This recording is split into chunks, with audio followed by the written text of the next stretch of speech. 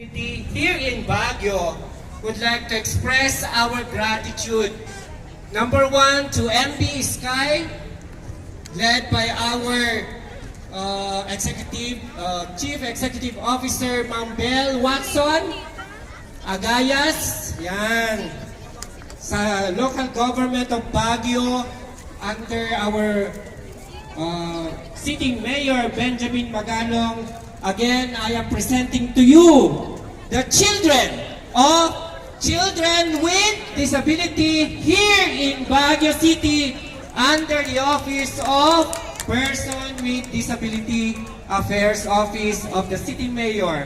Again, we would like to say thank you very much to our sponsors, to all the sponsors, especially our constituent here in Baguio, for such a recognition, acknowledgement, and acceptance for the sector of the person with disability, especially the children with disability.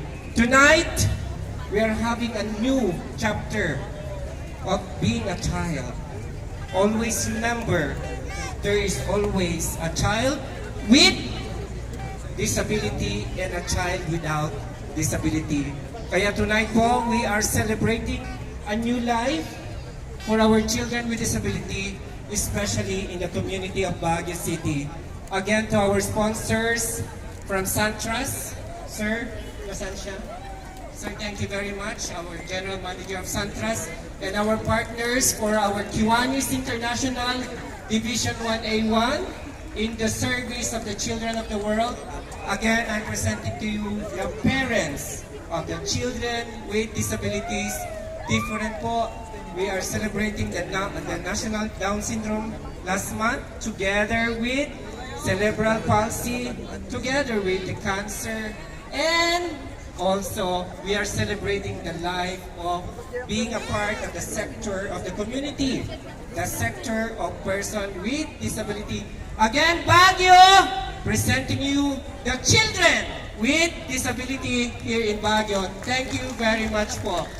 Ladies and gentlemen, that is the head of the children with disability from PDAO, Mr. Samuel Aquino. Thank you so much, and thank you for gracing Little Miss Panaguna 2025. How about that, Ma'am Green? Yes, actually, this is such a special competition kasi it has a heart, diba?